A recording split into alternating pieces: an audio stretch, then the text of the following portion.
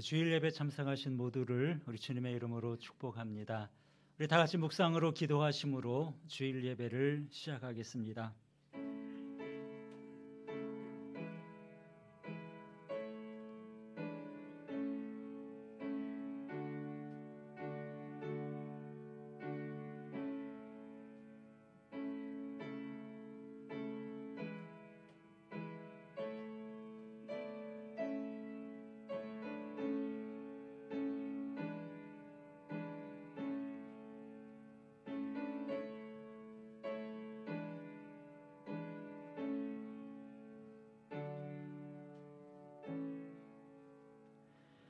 새 노래로 여호와께 노래하라. 온 땅이여 여호와께 노래할지어다. 존귀와 위엄이 그의 앞에 있으며 능력과 아름다움이 그의 성소에 있도다. 아름답고 거룩한 곳으로 여호와께 예배할지어다. 하나님은 영이시니 예배하는 자가 영과 진리로 예배할지니라. 아멘. 사랑과 은혜가 풍성하신 존귀하신 아버지 하나님, 감사합니다. 오늘도 저희들에게 귀한 주님의 날을 주셔서 주 앞에 머리 숙여 경배할 수 있도록 은총을 베풀어 주심을 감사합니다. 이 시간도 우리가 온 마음과 정성을 다하고 또 아름답고 거룩한 곳으로 하나님께 예배하기를 원합니다. 영과 진리로 예배하기를 원합니다. 주의 성령께서 우리 가운데 충만하게 임재하시고 우리의 예배를 주장하여 주시옵소서. 우리의 마음 깊은 곳으로부터 주를 향한 감사와 기쁨이 있게 하셔서 오늘도 우리의 예배가 하나님께만 영광이 되는 귀한 시간 되게 하여 주시옵소서. 이 시간도 우리가 주의 은혜를 간절히 사모합니다. 하늘의 문을 여시고 우리 모두에게 크신 은총을 베풀어 주시옵소서. 예수님 이름으로 기도하옵나이다. 아멘. 다 같이 자리에서 일어나셔서 찬송가 10장으로 하나님께 찬양 드리겠습니다.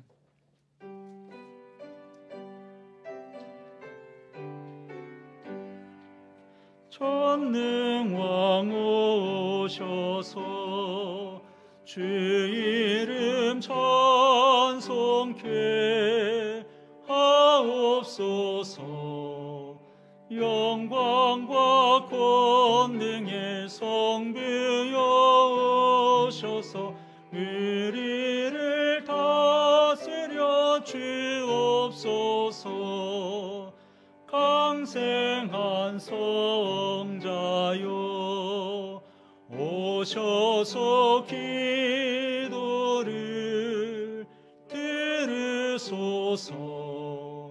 택하신 백성을 복내려 주시고 거룩한 마음을 주옵소서. 위로의 주 성령 오셔서 큰 증거 주옵소서. 전능한 주시여 각 사람 마음에서 떠나지 마시고 계십소서. 성삼위일체께 한없는 찬송을 드립니다. 존귀한 주님을 영광 중배웠고 영원히 모시게 하옵소서.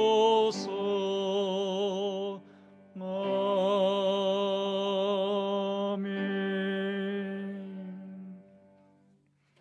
교독문 83번 빌립보서 4장 말씀을 교독하겠습니다.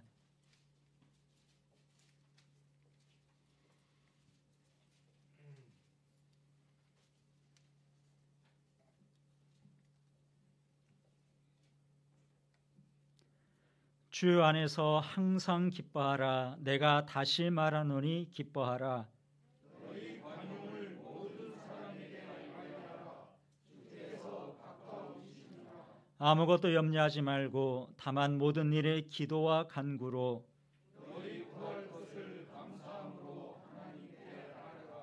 그리하면 모든 지각에 뛰어난 하나님의 평강이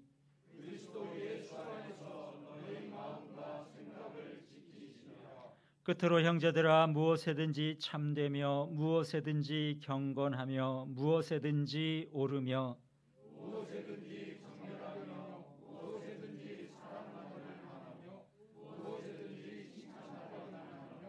무슨 덕이 있든지 무슨 기림이 있든지 이것들을 생각하라.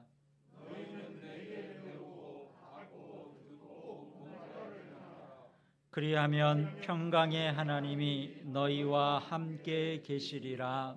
아멘. 사도신경으로 우리 신앙을 고백하겠습니다. 전능하사 천지를 만드신 하나님 아버지를 내가 믿사오며 그 외아들 우리 주 예수 그리스도를 믿사오니 이는 성령으로 잉태하사 동정녀 마리아에게 나시고 본디오 빌라도에게 고난을 받으사 십자가에 못 박혀 죽으시고 장사한 지 사흘 만에 죽은 자 가운데서 다시 살아나시며 하늘에 오르사 전능하신 하나님 우편에 앉아 계시다가 저리로서 산자와 죽은 자를 심판하러 오시리라. 성령을 믿사오며 거룩한 공회와 성도가 서로 교통하는 것과 죄를 사하여 주시는 것과 몸이 다시 사는 것과 영원히 사는 것을 믿사옵나이다. 아멘. 다 같이 자리에 앉으셔서 찬송가 310장 찬송 함께 부르겠습니다.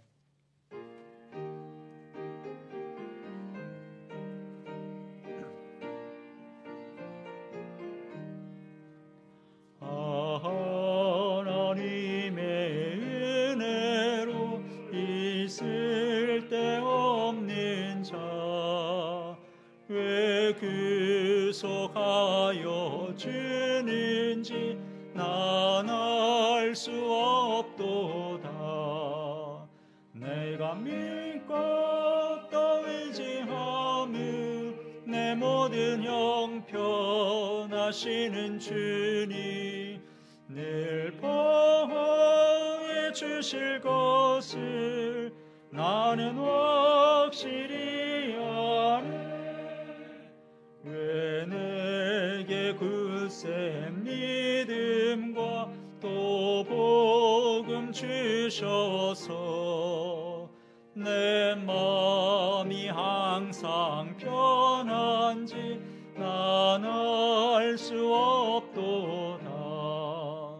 내가 믿고 또 의지함은 내 모든 형편하시는 주님 늘 보호해 주실 것을 나는 확실히 아네. 왜 내게 성령 주셔서 내 마음을 감동해 주 예수 믿게 하는지 난 알 수 없도다. 내가 믿고 또 의지함은 내 모든 형편하시는 주님 늘 보호해 주실 것을 나는 확실히 아네. 주 언제 강림하실지 옥밤에 홍낮에 또 주님 만날 그곳도 난 알 수 없도다. 내가 믿고 또 의지함은 내 모든 형편하시는 주님 늘 보호해 주실 것을 나는 확실히 아네. 조창호 집사님 우리를 대표해서 기도하시겠습니다.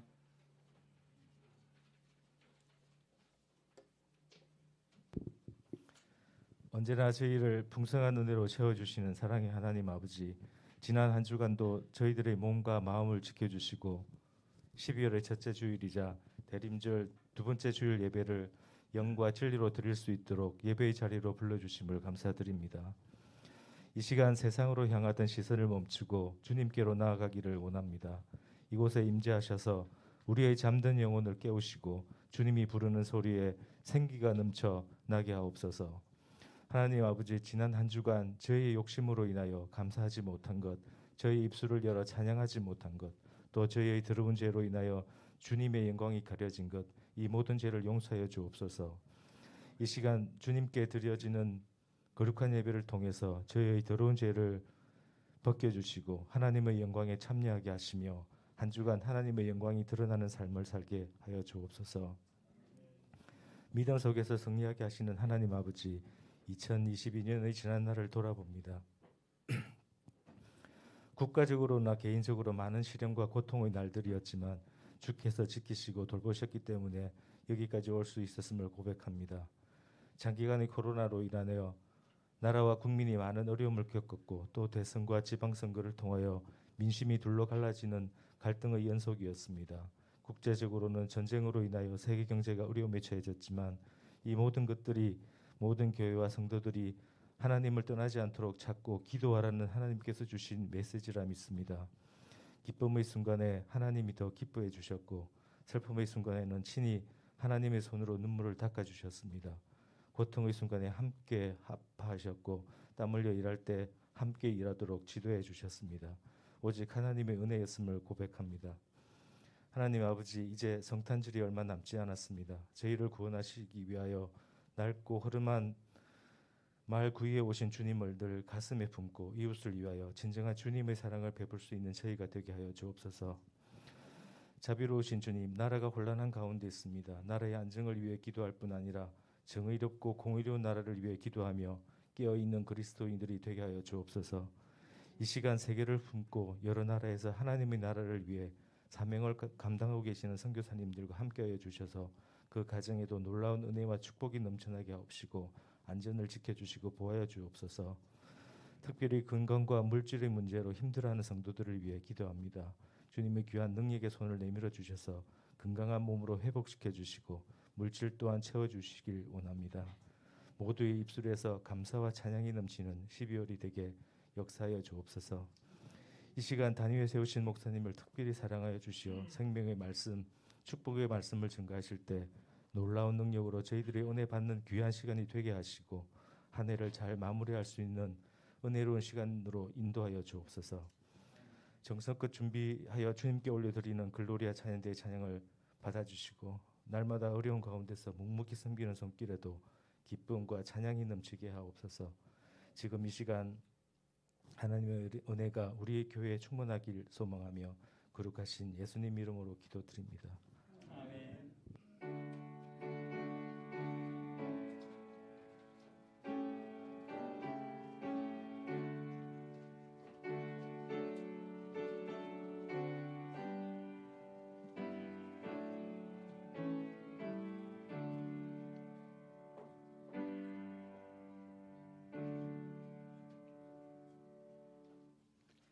다 같이 50장 찬송 부르면서 하나님께 헌금 드리겠습니다.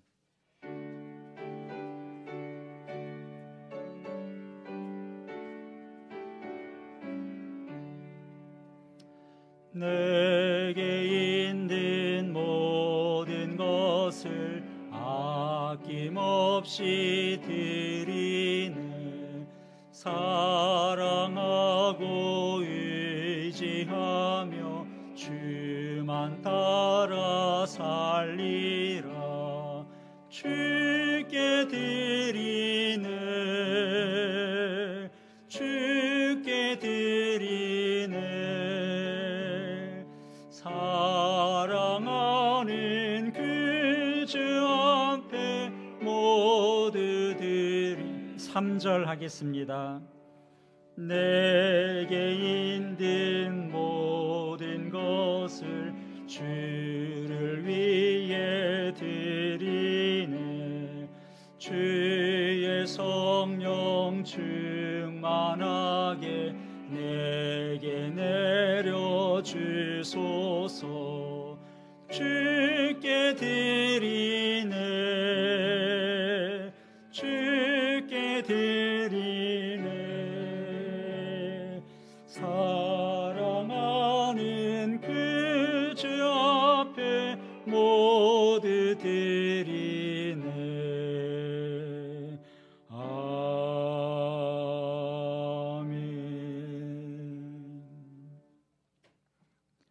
사랑의 아버지 하나님, 참 감사합니다.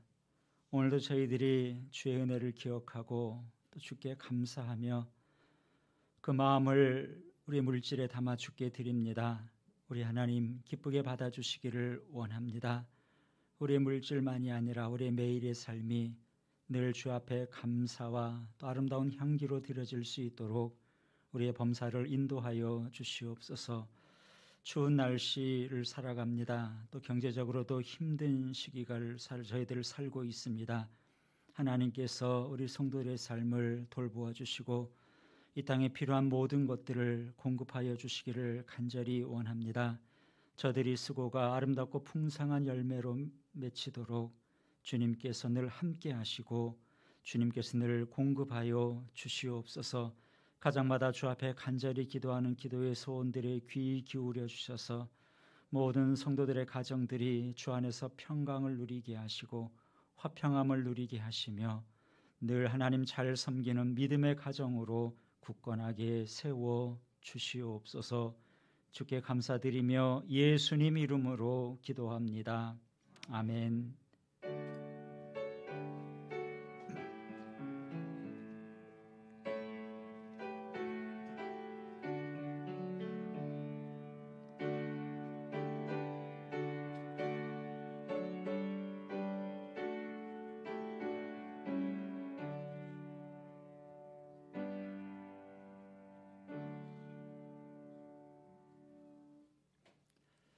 예배 함께 하신 모두를 다시 한번 주님의 이름으로 축복합니다. 오늘도 옆방에서 아이들과 함께 영상으로 예배 드리시는 분도 계시고 또 여러 가지 사정상 또 가정에서 예배 함께 하시는 분들도 계신 줄 압니다. 우리 현장에 나오신 분들 잠깐 고개를 돌려서 인사를 나누시죠. 주님의 사랑으로 축복합니다. 네, 추운 겨울에 더욱 강건하십시오. 예, 한 주간도 주님의 은혜와 사랑 가운데 복된 한 주간이 되시기를 바랍니다. 오늘이 12월의 첫 주일입니다. 날씨도 많이 쌀쌀해졌고요. 이제 올 한 해도 얼마 남지 않았습니다. 그리고 12월은 성탄절이 있는 달이죠. 올해는 12월 25일 크리스마스 성탄절이 주일입니다. 6년에 한 번씩 이렇게 주일과 또 성탄절이 겹치게 되는데요. 그래서 올 성탄절 감사 예배는 주일 예배로 드리게 됩니다. 25일 주일 오전 11시에 주일 예배로 또 성탄절 감사 예배로 드리고요. 또 그날 성탄절이기 때문에 우리 글로리아 찬양대에서 성탄절 칸타타도 지금 준비하고 있습니다. 그래서 이날은 저희들이 2부 예배로 함께 모이려고 합니다. 1부 예배를 드리지 않고 2부 예배를 함께 드리고 또 성탄절 칸타타에도 우리 함께하는 그런 예배로 계획을 하고 있고요. 또 그날은 12월의 네 번째 주일이기도 하죠. 그래서 성탄절에는 저희들이 11시 예배를 마친 다음에 점심 식사를 함께 하고요. 특별한 날이니까 김밥보다는 좀 더 좋은 것을 먹을 수 있지 않을까 그렇게 기대를 좀 하고 있습니다. 그래서 그날은 저희들이 같이 점심 식사를 하고 오후 시간에는 성탄절 특별 축하 행사를 합니다. 그래서 우리 어린 주일학교 아이들이 있는데 아이들이 나와서 발표하는 시간도 있고 선물 교환 그러니까 전에 우리가 그런 것도 했었지. 코로나 때 몇 년간 저희들이 하지 못했습니다. 그래서 선물 교환도 계획하고 있고 함께 성경 퀴즈 대회도 하려고 그래요. 올해 1월 첫 주일부터 우리가 사무엘상의 말씀을 들었는데 이제 거의 끝에 와 있습니다. 사무엘상 말씀을 가지고 또 성경 퀴즈 대회도 하려고 하니까 다시 한번 말씀을 돌아보면서 사무엘상을 한 번 더 읽어보시면 좋을 것 같습니다. 이렇게 성탄절 행사를 계획하고 있습니다. 우리 지난 주일부터 이제 12월 셋째 주일까지 성탄절을 기다리는 4번의 주일을 우리 교회에서는 강림절, 대강절 그렇게 부릅니다. 예수님이 이 땅에 오신 뜻깊은 성탄절을 마음으로 준비하는 시간이죠. 여러분, 그렇게 예수님의 오심이 얼마나 우리에게 감사한 일인지 성탄절을 기다리면서 이렇게 마음의 준비를 하시고 또 뜻깊은 성탄절이 될 수 있도록 많이 기도해 주시기를 바랍니다. 금주 금요기도의 특송은 우리 한나 전도회에서 맡아주시면 감사하겠습니다. 오늘 우리에게 주시는 말씀 함께 보겠습니다. 오늘 말씀은 사무엘상 27장 말씀입니다.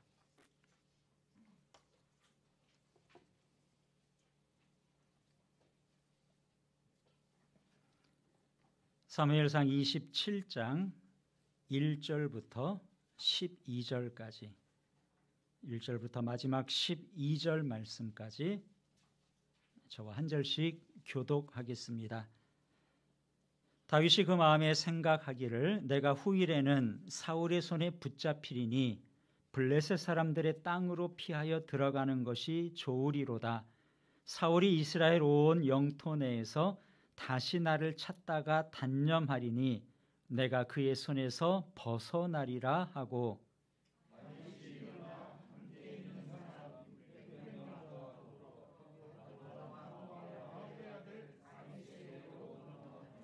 다윗과 그의 사람들이 저마다 가족을 거느리고 가드에서 아기스와 동거하였는데 다윗이 그의 두 아내 이스라엘 여자 아히노암과 나발의 아내였던 갈멜 여자 아비가일과 함께 하였더니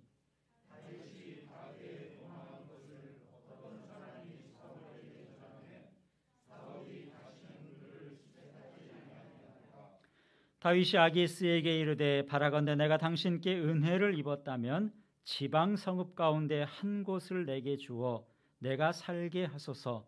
당신의 종이 어찌 당신과 함께 왕도에 살리이까 하니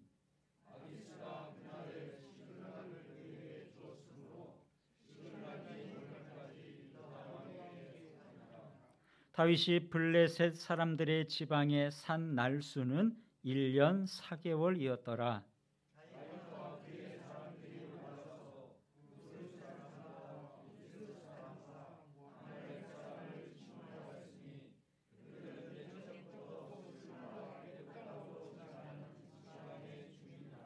다윗이 그 땅을 쳐서 남녀를 살려두지 아니하고 양과 소와 나귀와 낙타와 의복을 빼앗아 가지고 돌아와 아기스에게 이르매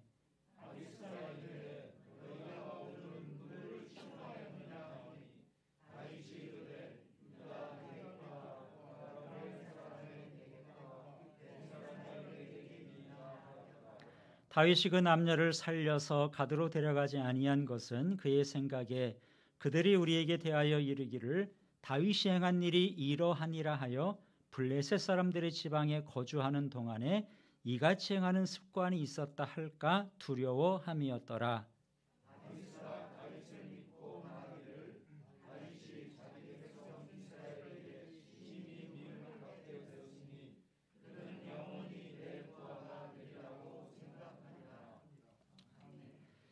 네, 지금 글로리아 찬양대 하나님께 찬양 드리겠습니다.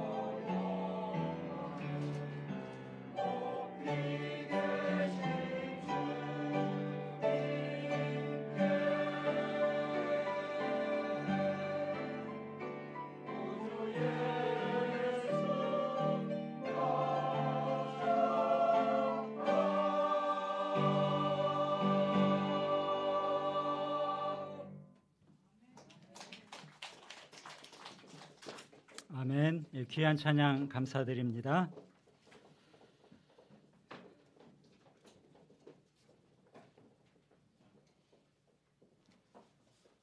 혹시 지난 주일 설교 제목을 기억하시나요?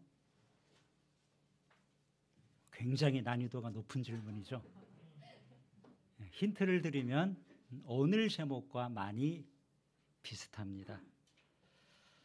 지난 주일 제목은 또다시 사울을 살려준 다윗 그랬고요. 오늘 제목은 또다시 블레셋으로 피한 다윗.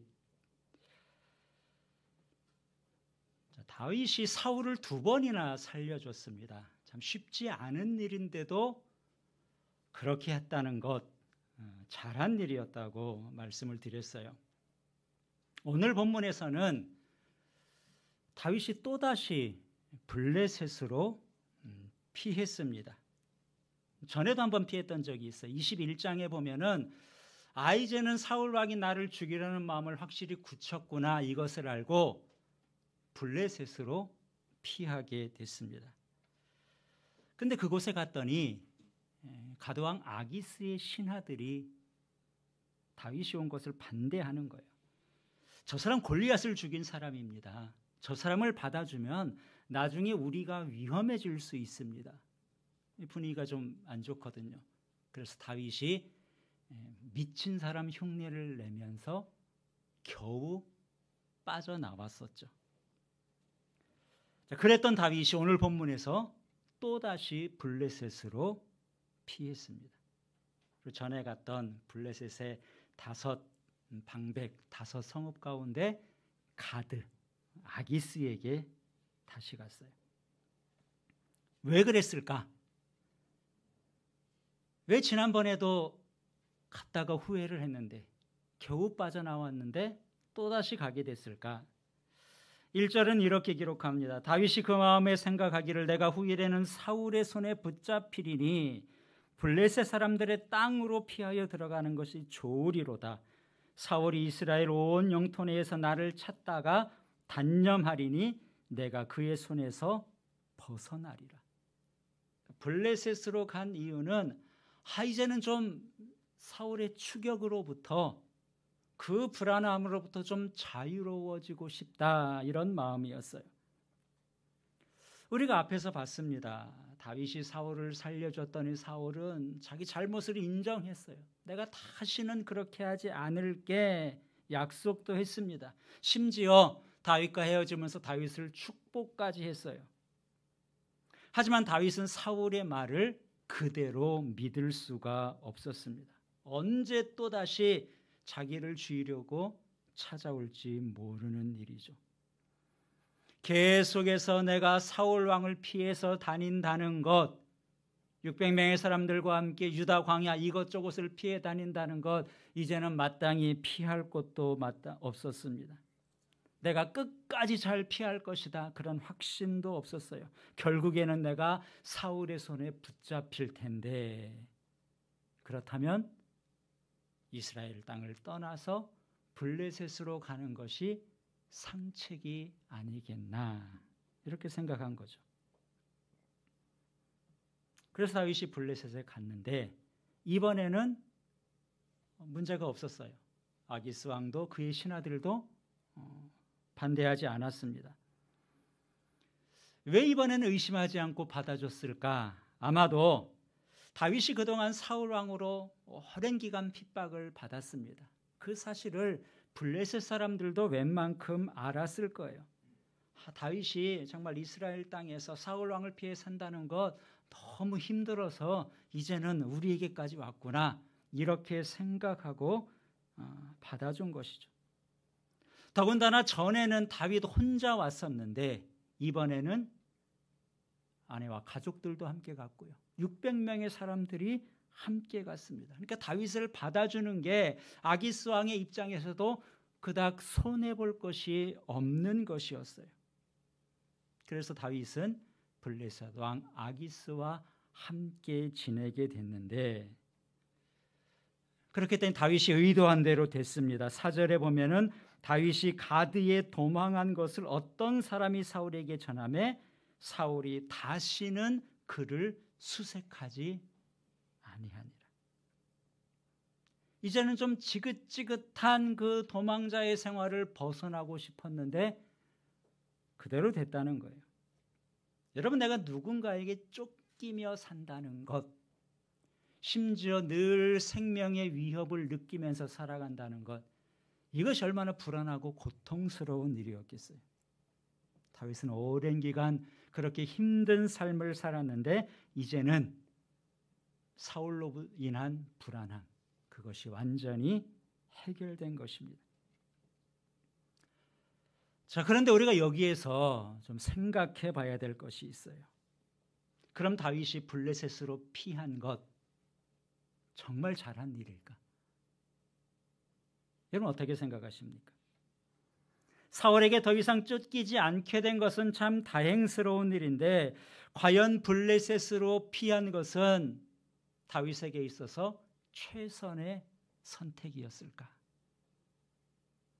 자, 우리가 이것을 평가하려면 다윗이 블레셋에서 어떻게 살았는지를 좀 들여다보는 것이 필요합니다. 자, 다윗이 블레셋에 와서 처음에는 가드왕 아기스와 함께 왕도에 살았어요. 그랬더니 좀 불편하죠. 그래서 제가 어떻게 왕과 함께 이곳에 살겠습니까? 그래서 저한테 지방의 한 성읍을 내주면 우리 일행이 다 그곳에 가서 살겠습니다. 요청을 하게 됩니다. 그랬더니 가드왕 아기스가 시글락이라는 성을 내줬어요. 이 시글락은 블레셋과 이스라엘의 국경 근처에 위치한 성읍입니다. 이스라엘 백성들이 가나안 땅에 들어올 때 하나님께서 그 땅을 주시고 또 각 지파별로 땅을 할당해 줬습니다. 유다 지파가 받은 성읍 가운데는 이 시글락이 포함되어 있어요. 하나님이 유다 지파에게 준 성읍인데 그러면 그 성읍에 살고 있는 사람과 싸워서 그 성읍을 차지해야 되죠.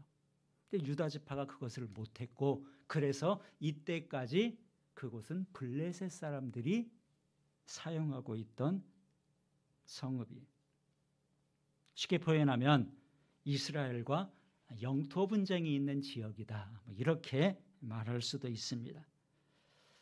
아기스 왕은 왜 하필 시글락을 내줬을까?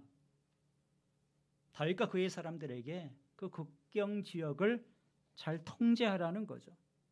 이스라엘로부터 그 성을 잘 지키고 관리하라는 겁니다. 그러니까 맘 편히 쉴 수 있는 곳은 아니었어요. 뿐만 아니라 다윗이 600명과 함께 왔는데 이들이 먹고 살아야 되잖아요. 계속해서 아기스 왕에게 신세를 지면서 손을 벌릴 수는 없는 일이었죠. 전에 유다 광야를 다니면서 사울을 피해 다닐 때는 알게 모르게 유다 지파 사람들이 다윗을 도와줬는데 이제는 블레셋으로 건너온 마당에 그들의 도움을 받을 수도 없습니다. 다른 사람의 것을 빼앗아 오는 수밖에 없죠. 그렇다고 유다 지파를 공격해서 그들의 것을 탈취해 올 수도 없는 노릇이에요. 왜냐하면 다윗이 지금 블레셋으로 피했지만 완전히 이스라엘을 배반한 것은 아니었기 때문에 그렇습니다. 만일 다윗이 나 이제는 유다 지파 이스라엘 지긋지긋하다, 사울 왕 이제 더 이상 보고 싶지 않다, 그래서 완전히 조국을 버리고 왔다면 뭐든지 다 할 수 있었겠죠. 근데 지금 다윗은 그렇지 않습니다. 블레셋에 망명을 했지만 위장이죠. 거짓 망명이에요.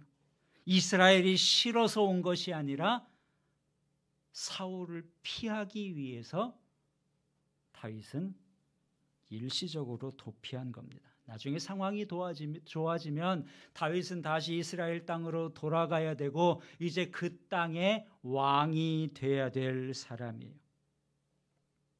그런데 어떻게 자기 민족을 공격하고 그들의 것을 빼앗아 올 수 있겠습니까? 그러니까 다윗이 블레셋 땅에 왔지만 그곳에서 살아간다는 것이 그렇게 만만치만은 않았던 겁니다. 자, 다윗이 문제를 어떻게 하나? 오늘 8절은 이렇게 기록합니다. 다윗과 그의 사람들이 올라가서 그술 사람과 기르스 사람과 아말렉 사람을 침노하였으니 그들은 옛적부터 술과 애굽 땅으로 지나가는 지방의 주민이라.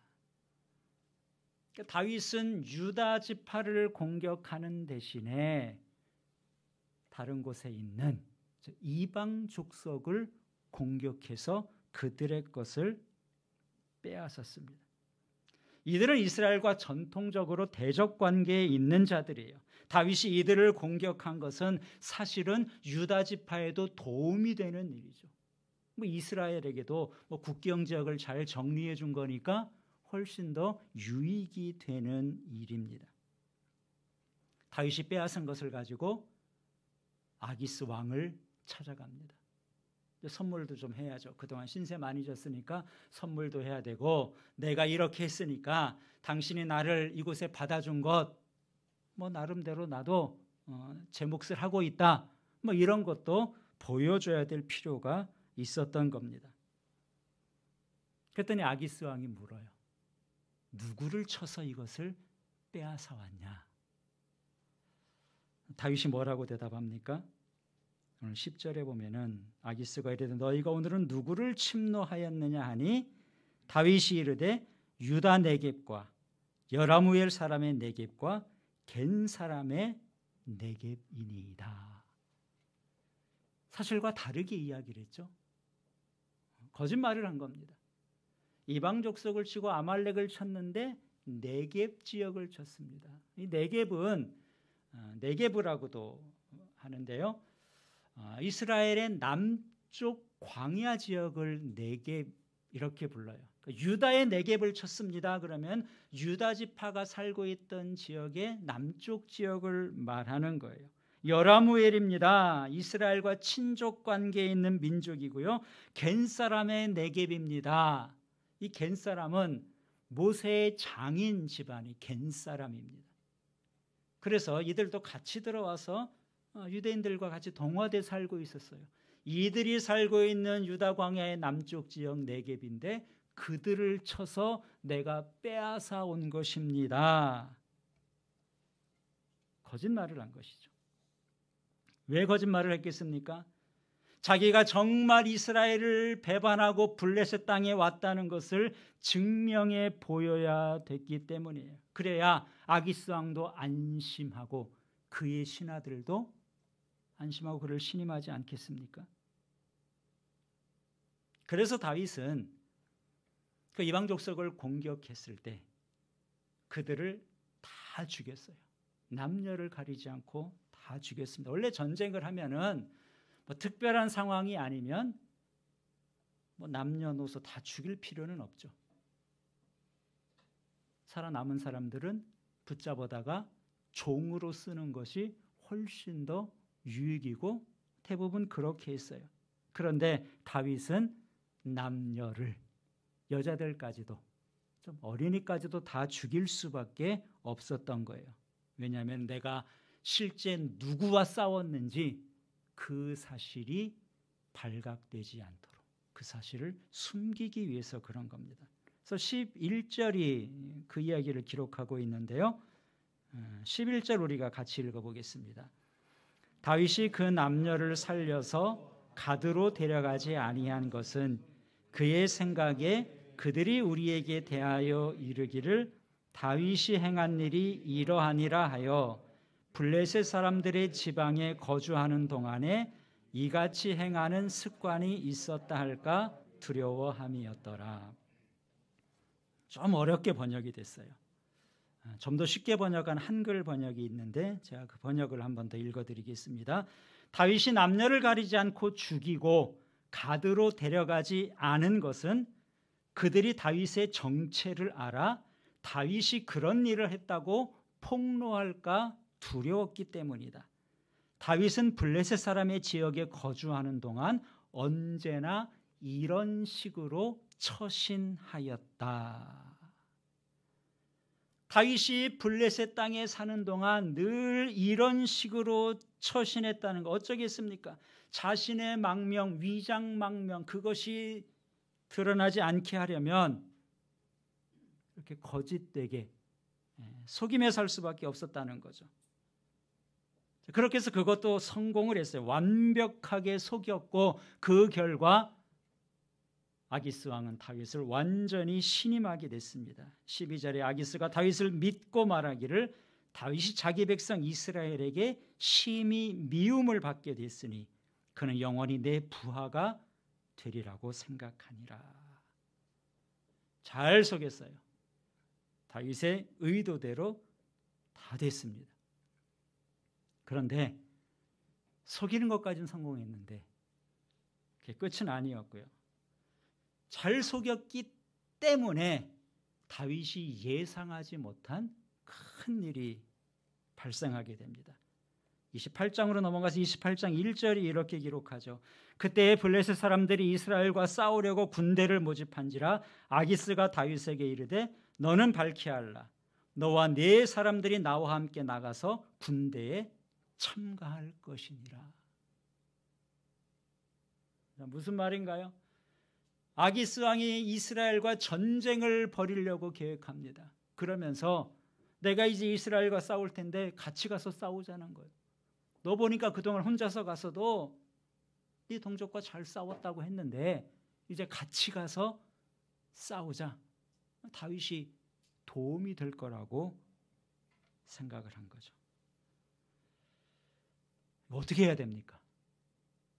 같이 가서 싸울 수도 없고 그렇다고 나는 못 가겠다고 할 수도 없는 거죠. 다윗이 말 그대로 진퇴양난에 빠지게 된 겁니다. 자, 다시 처음 질문으로 돌아가 보겠습니다. 다윗이 블레셋으로 피한 것 과연 잘한 선택일까? 다윗이 블레셋에 머문 기간이 오늘 본문은 1년 4개월이다 이렇게 밝히고 있어요. 그 1년 4개월 블레셋에 살아가는 동안에 다윗은 정말 편안하고 행복한 생활을 했을까? 그렇지는 않았겠죠. 사울의 추격을 피할 수는 있었지만 자기의 본심을 숨기고 살아가는 것, 그건 역시 절대 쉽지 않았을 겁니다. 그렇다면 다윗이 블레셋으로 피한 것, 그렇게 잘한 선택은 아니라고 볼 수 있죠. 전에도 그곳에 갔다 왔는데, 후회하고 왔는데 또다시 어리석은 선택을 반복한 것입니다.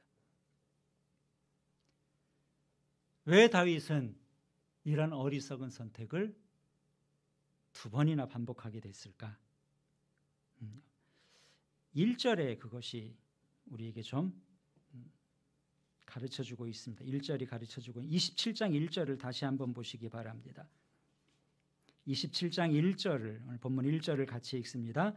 다윗이 그 마음에 생각하기를 내가 후일에는 사울의 손에 붙잡히리니 블레셋 사람들의 땅으로 피하여 들어가는 것이 좋으리로다. 사울이 이스라엘 온 영토 내에서 다시 나를 찾다가 단념하리니 내가 그의 손에서 벗어나리라. 자, 다윗이 블레셋으로 가야 되겠다 이렇게 결심을 하고 갔는데 어떤 과정을 통해서 그런 결정을 하게 됐나? 1절에 뭐라 그랬어요? 다윗은 그 마음에 생각하기를 그랬습니다. 그러니까 다윗이 많이 생각하고 결정했다는 거죠. 뭐 당연히 그랬을 겁니다.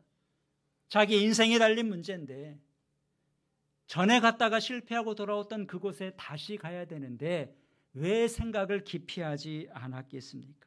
많이 생각하고 가장 현실적으로도 유익한 길을 선택했을 거예요. 그러나 거기까지죠. 그 이상이 없어요. 다윗은 그 문제를 가지고 하나님께 물었다는 기록이 없습니다.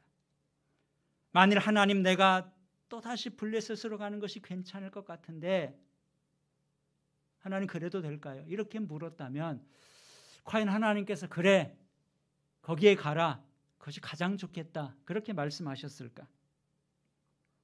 다윗이 그 문제를 놓고 하나님과 직접 대화를 했으면 좋았을 텐데 다윗은 자기 마음과의 대화를 했을 뿐이었습니다. 자기의 경험, 자기의 지혜를 총동원했을 거예요. 그러나 그것은 자기의 결정이지 믿음의 선택은 아니었습니다. 여러분, 우리가 26장 앞장에서도 다윗이 믿음으로 행한 것을 봤어요. 그런데 그 믿음은 어디에 갔나? 다윗이 사울을 2번이나 살려준 이유가 무엇이었나요? 다윗은 분명한 삶의 원칙이 있었습니다. 내 손으로 하나님이 기름 부으신 자를 치는 것, 그것은 아니다. 그것은 죄라는 분명한 믿음을 가지고 있었어요. 내가 하나님 앞에서 바른 것을 선택하면 하나님께서는 나를 지켜주실 것이라는 믿음이 있었습니다. 내가 다른 사람의 생명을 중히 여기면 하나님께서도 내 생명을 중히 여기실 것이다. 다윗이 그런 고백도 했었어요. 내가 사울을 2번이나 살려줄지라도 하나님이 계시니까 하나님께서 나를 지켜주시고 결국은 사울이 망하게 될 것이다. 이것을 자기 입으로 고백하는 그런 믿음을 가지고 있었습니다. 그런데 27장에 오면 다윗의 그런 믿음이 자취를 감추게 됩니다. 그리고 그의 믿음이 떠난 자리에 불안함과 두려움이 찾아온 거예요. 그러면서 이러다간 결국은 내가 잡히겠구나. 내가 이스라엘 영토를 떠나지 않는 한 사울의 손을 벗어나지 못하겠구나. 불안한 마음이 더 커지면서 이스라엘을 떠나 블레셋으로 가자는 결정을 한 것이죠. 다윗이 생각을 많이 했을지는 몰라도 믿음의 결정은 하지 못한 것입니다. 사랑하는 성도 여러분, 우리가 이런 다윗을 비난하기 이전에 우리는 우리 인간의 이런 연약함을 볼 수 있어야 됩니다. 다윗도 이런 식의 연약함을 가지고 있었다면 오늘 우리도 세상을 살면서 믿음 없는 선택을 얼마든지 할 수 있는 사람들이죠. 내가 지금까지 믿음으로 살아왔다고 해서 앞으로도 내가 계속해서 믿음으로 결단하고 믿음으로 살아갈 것이다. 어느 누구도 그렇게 자신할 수는 없을 거예요. 우리의 믿음이라는 것 늘 제자리에 한자리에 머물러 있는 것은 아닙니다. 믿음이 지금보다 더 커질 수도 있고요. 내 믿음이 지금보다 더 약해질 수도 있는 거예요. 얼마든지 변할 수 있어요. 여러분의 경우는 어떻습니까? 여러분의 믿음 생활을 쭉 돌아보면 내 믿음이 점점 커지고 있다 이렇게 생각하시나요? 아니 지금보다 몇 년 전 내 믿음이 더 좋았던 것 같다. 혹시 이런 생각을 하시진 않습니까? 우리의 믿음이 늘 이렇게 변할 수 있는 것이기 때문에 우리가 늘 경건 생활에 힘써야 되는 것이고요. 우리가 기도를 쉴 수가 없는 것이고 우리가 늘 주 앞에 겸손할 수밖에 없는 것이죠. 하나님께서는 우리 인간에게 생각할 수 있는 능력을 주셨습니다. 그래서 우리가 많이 생각하는 것, 이것은 반드시 필요한 거예요. 우리에게 주신 기회를 우리가 그 지혜를 최대한 활용하고 살아야 됩니다. 그러나 우리의 생각, 우리의 지혜는 분명한 한계가 있다는 것도 인정해야 돼요. 완벽할 수 없죠. 그래서 잠언 3장 5절에 이렇게 말씀합니다.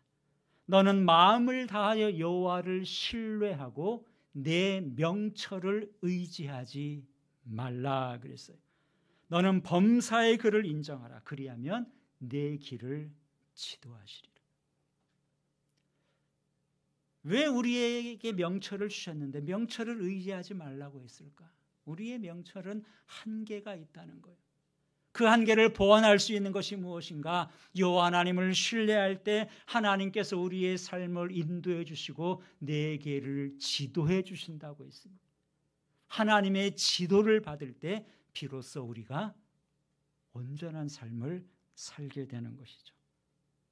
고린도전서 3장 16, 18절 이하에서 바울은 이렇게 말합니다. 너희 중에 누구든지 이 세상에서 지혜 있는 줄로 생각하거든 어리석은 자가 되라. 그리하여야 지혜로운 자가 되리라. 이 세상의 지혜는 하나님께 어리석은 것이니 기록된 바 하나님은 지혜 있는 자들로 하여금 자기 꾀에 빠지게 하는 이라 하셨고, 또 주께서 지혜 있는 자들의 생각을 헛것으로 아신다 하셨느니라.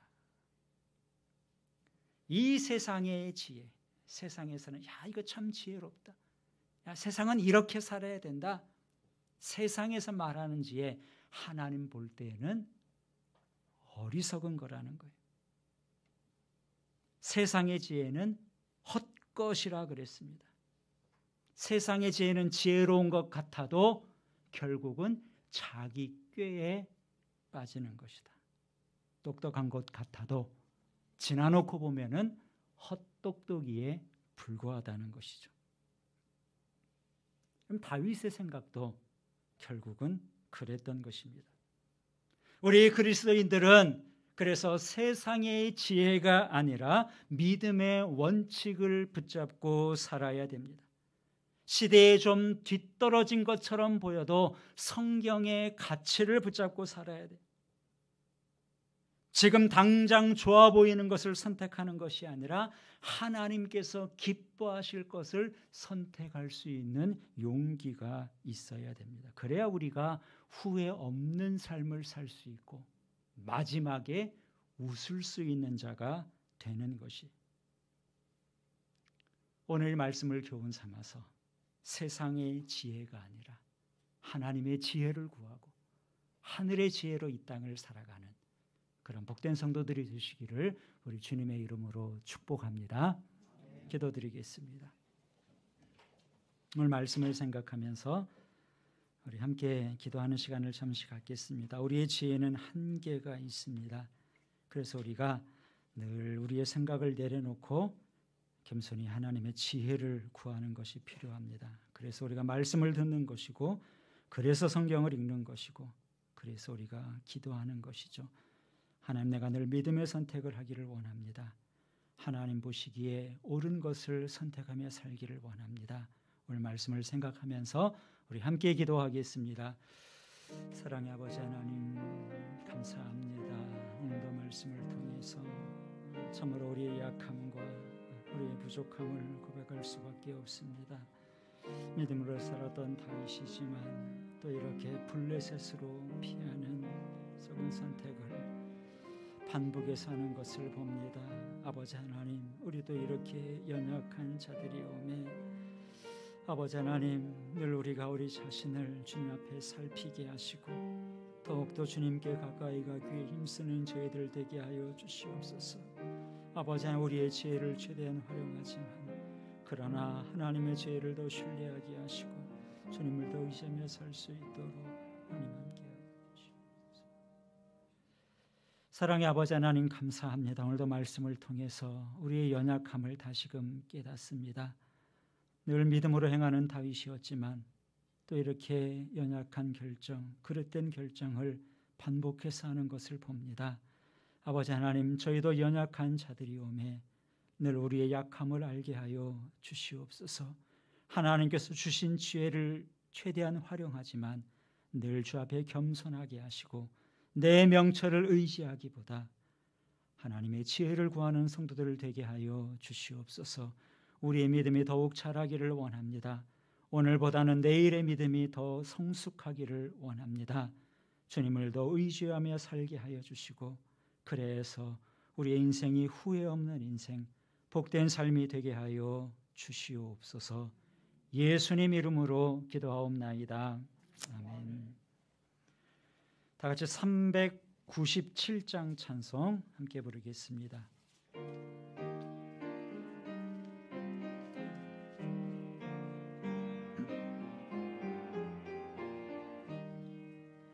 주 사랑 안에 살며 두려움 없으며 그 사랑 변함없어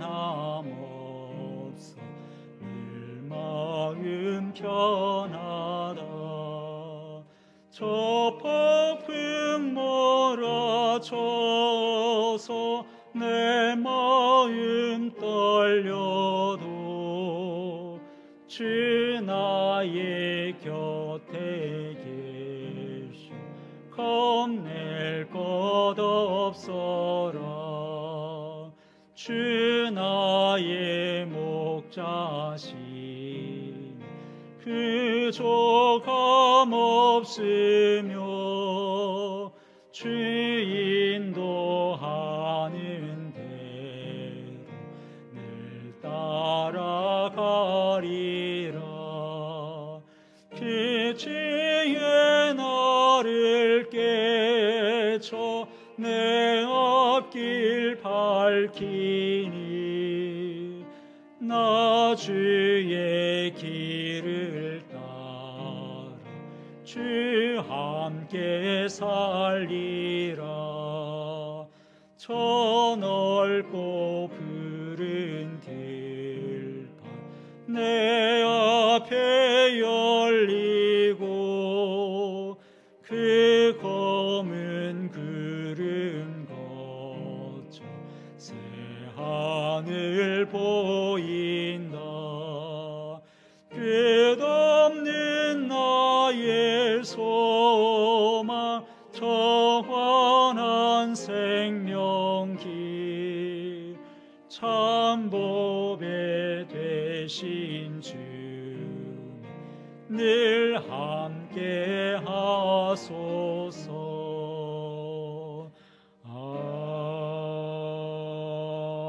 아멘.